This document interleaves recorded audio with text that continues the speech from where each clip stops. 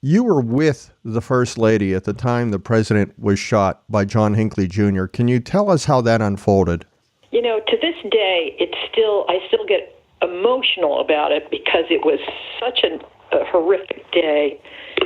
I was with her at a luncheon hosted by the National Trust for Historic Preservation. And all of a sudden, she caught my eye, indicating she wanted to go. And so she made pleasantries with the president, saying goodbye to him, the president of the foundation. And we went. It was probably a 5-minute drive back to the White House. We got back to the White House. I went toward my office. She went toward the residence. I no sooner walked in my office than my phone was ringing. I picked it up, and it was a reporter for the Washington Star. And she said, "We've just heard on the police radio that there have been shots fired at the Washington Hilton. Do you know anything about it?" I said, "No." And I just dropped the phone and I ran. And she was running toward me as I was running toward her to get to the diplomatic reception room, hoping that the car was still there. And it was. So we got to the hospital in literally, 4 or 5 minutes. And Mike Deaver came rushing out.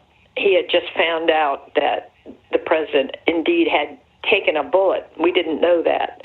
And that was the beginning of probably the longest day of all our lives. But obviously the worst was Jim Brady. I walked in.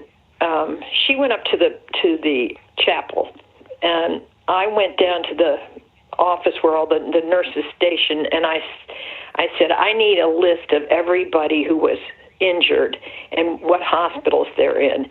And they put a list together. They handed it to me, and I said, "Well, where's Jim Brady?" Because his name wasn't on the list, and they said, "Jim Brady's dead." And it wasn't 5 minutes later that I found out that Jim Brady was not only alive, he was in one of the operating rooms at the same hospital. I saw him the next day at his wife's insistence, and his head was about 3 times its normal size, and you could see where the bullet had gone right through his head. He couldn't talk. He just made these moaning sounds. And it was, I literally walked outside, went out the back door where there was sort of an alley, and just stood there and cried. And it really was the first time that I felt like, I really, really understood the impact of what had happened. By then, he was recovering. President Reagan was recovering. His kids came, and we sat down, and I helped them give me some comments that I could give to the press. While we were doing that, in this little anteroom next to his room, there was this pounding sound, and every time Nancy said to me, "Can you hear that?" And I said, "Yes." And she said, they're beating on his back to keep him from getting pneumonia. And every time they hit him, she would wince. And I could still hear that sound. But at any rate, a lot of people's lives were really ruined that day. I think we just were all in shock for most of that time. And I certainly know Nancy was more than any of us. She was so quiet. It was eerie. What was the lasting impact of that day on you? I think it was a lingering anger at John Hinckley it was just such an insane act. I know that the president actually said that he had forgiven him, that he felt like as a Christian, that was his obligation, and he told the Pope that. But I don't think Nancy ever forgave him, and I certainly didn't. He's now free, and he's in Williamsburg, not far from where I live. And I am at least glad that they didn't release him before Nancy died. They waited till after she had passed.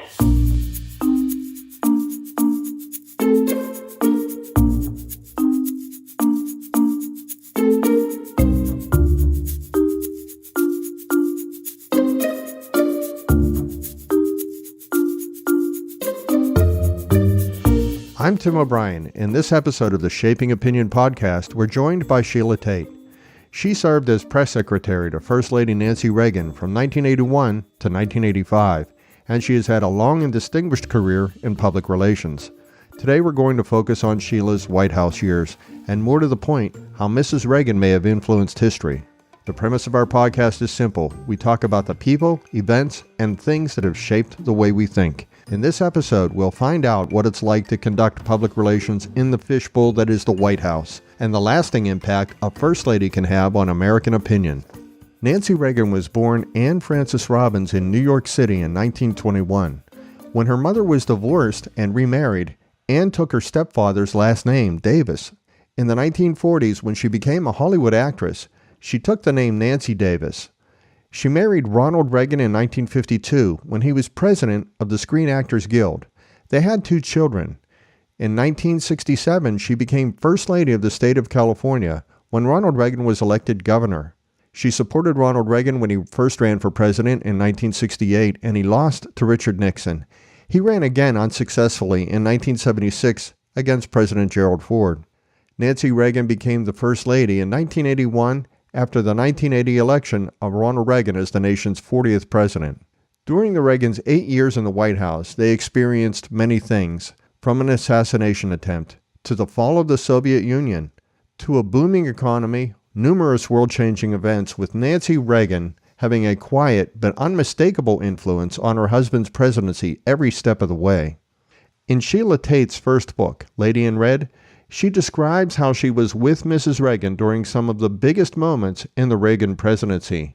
The two had a strong professional relationship that evolved into a friendship that lasted until Mrs. Reagan's passing in 2016. This is our conversation. Can you tell us what your career was like before you went to the White House and how you made the journey to the White House? Well, I was probably one of the few people who actually got a raise by going to the White House. I had been with Hill and Knowlton in Houston. I had just, the year before, arranged to transfer back to my hometown of Washington, D.C. with the Hill and Knowlton office there. And I was making a grand total of $20,000 a year. I had 2 little children.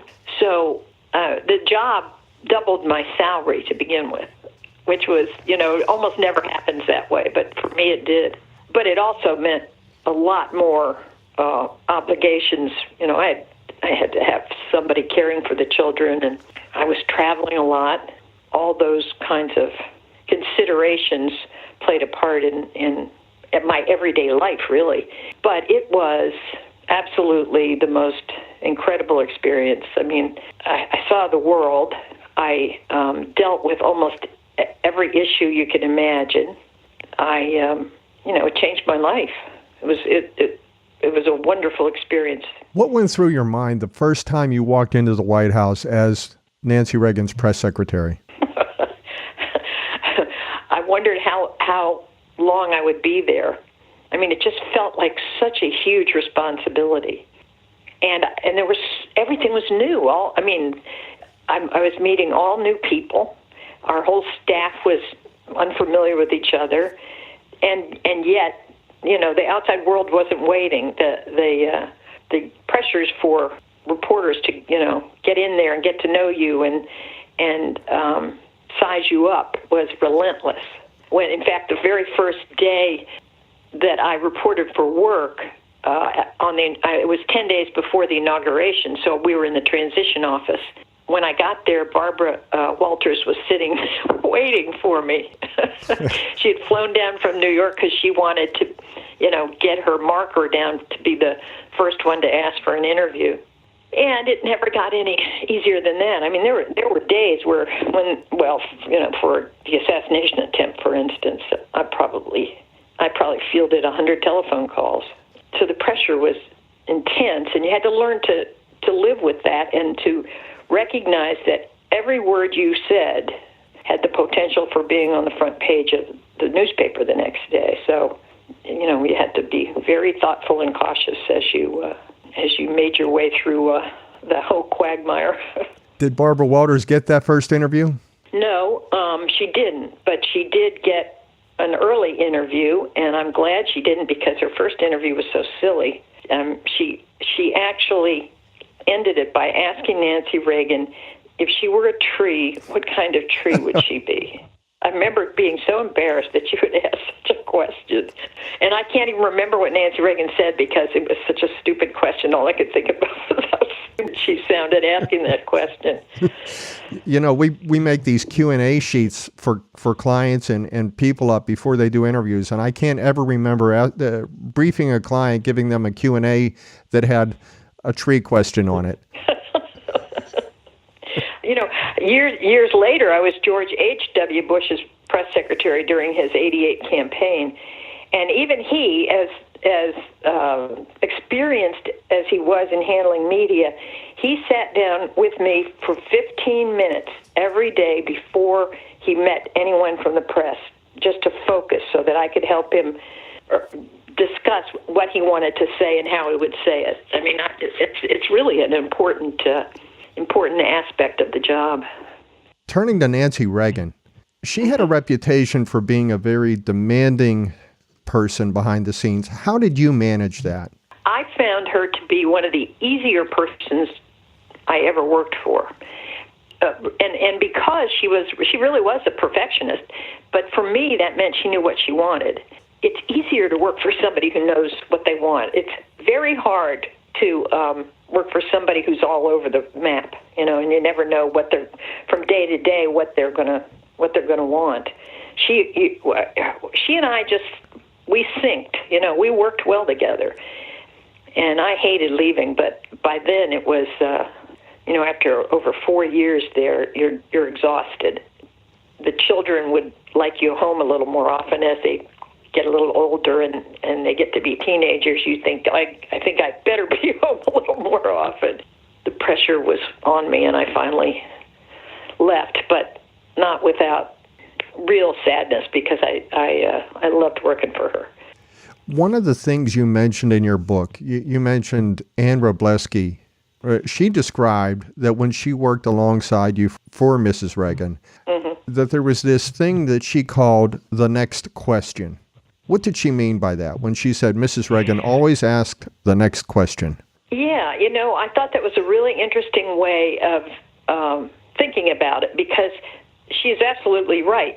Nancy Reagan would say, for instance, she'd say, well, now, this event you want me to do, who else is speaking?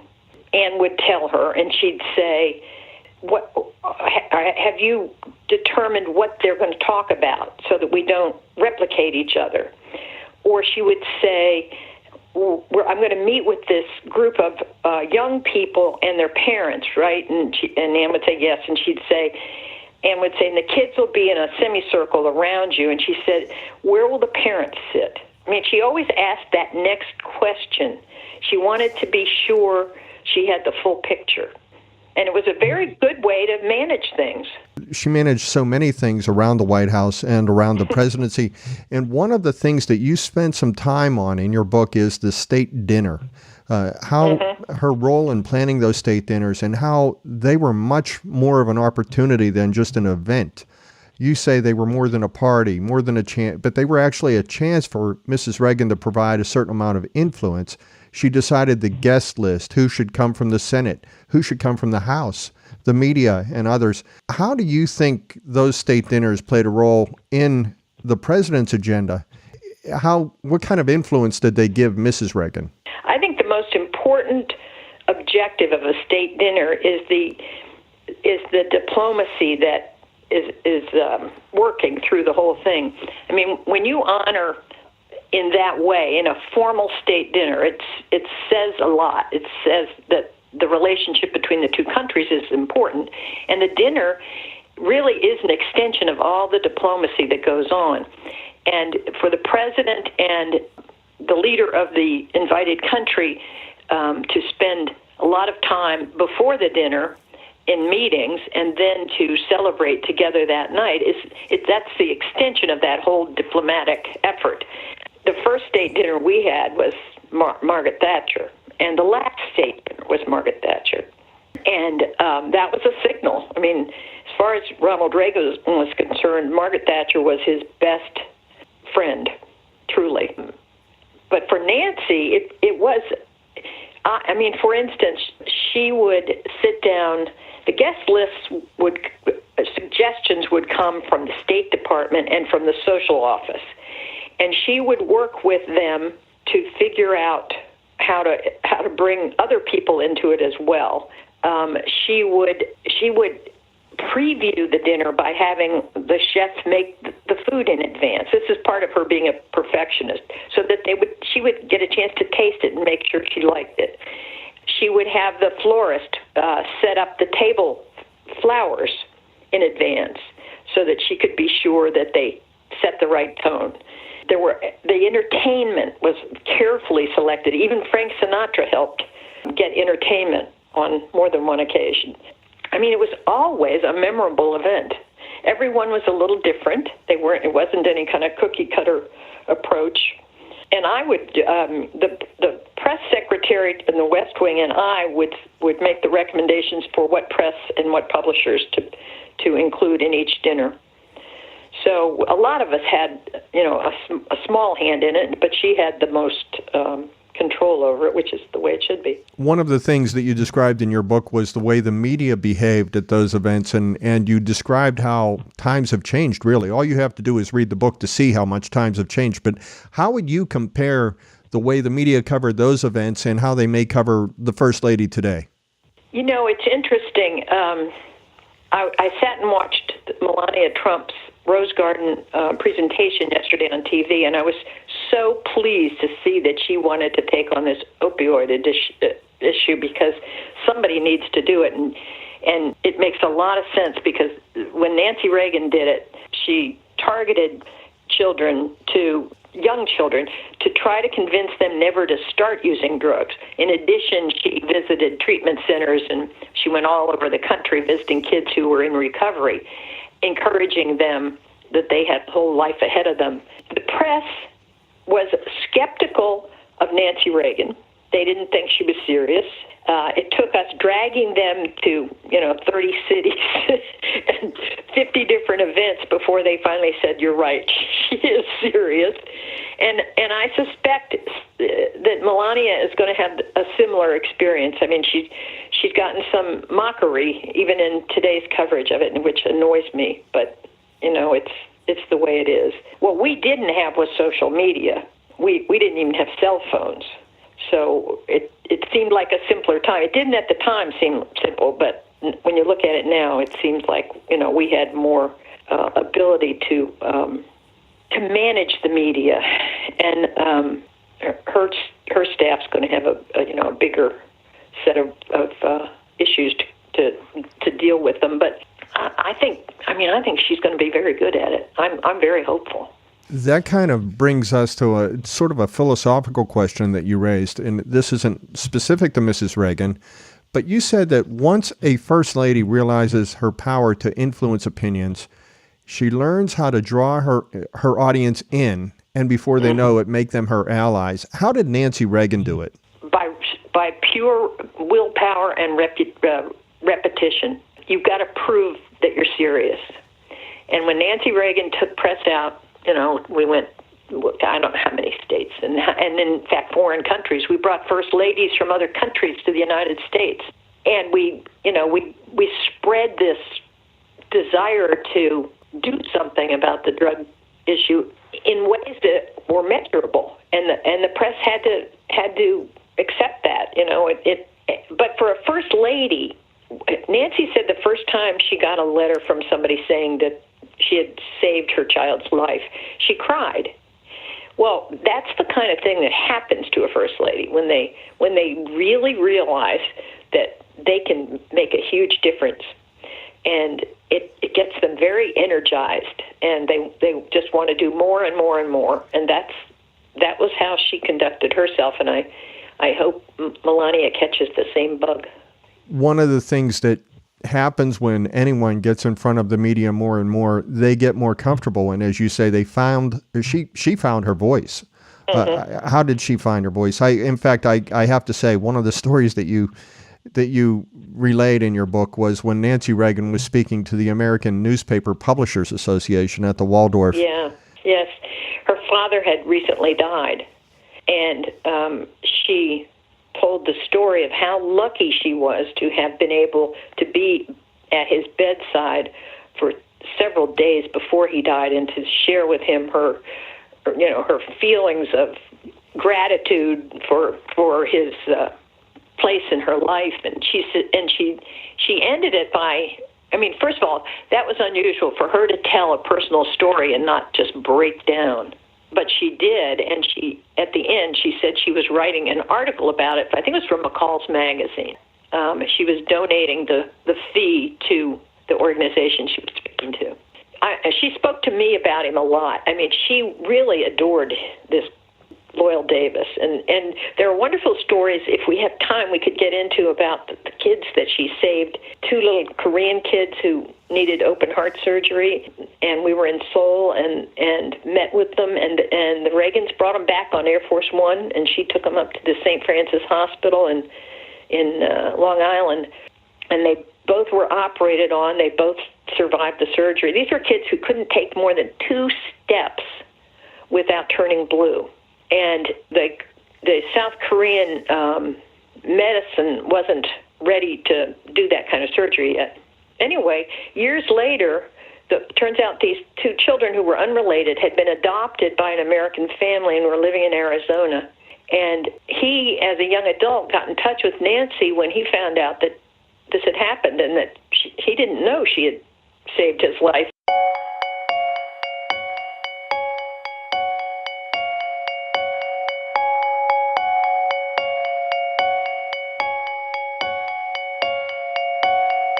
This has something to do with your commitment to the job. You talk about taking a call from Nancy Reagan when you were at a payphone in the rain, and you explained your rationale for being so responsive, and you used the terms duty, honor, and country. Can you explain that in terms of your commitment to your own work? Well, that was the old Marine saying, and I just, I didn't want to give her any more things to be worried about, and I didn't think it was should be her concern where I was when she called me. I was on vacation once, and she called, and the White House operators to find me had to call the police in Stone Harbor, New Jersey, and they sent a marked car over every day practically to have, and they'd take me to a phone because I was in a place that didn't have a phone. She never knew about that.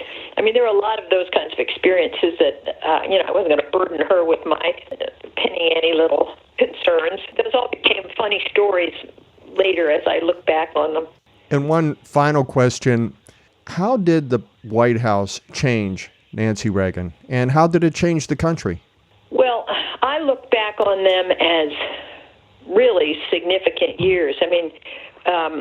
We were in a deep recession at the beginning of the White House, and there was just a lot of concern among the people. Jimmy Carter had basically failed as president, and Ronald Reagan transformed. As far as you remember the saying, it was morning in America? Yes. He gave people a reason to look up and feel more optimistic about the United States.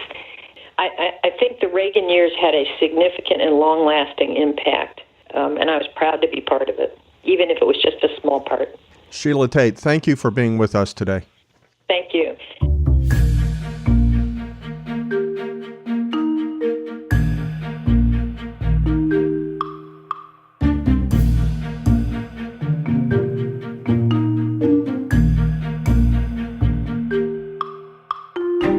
Make sure to check out our show notes for more information on everything that we talked about today.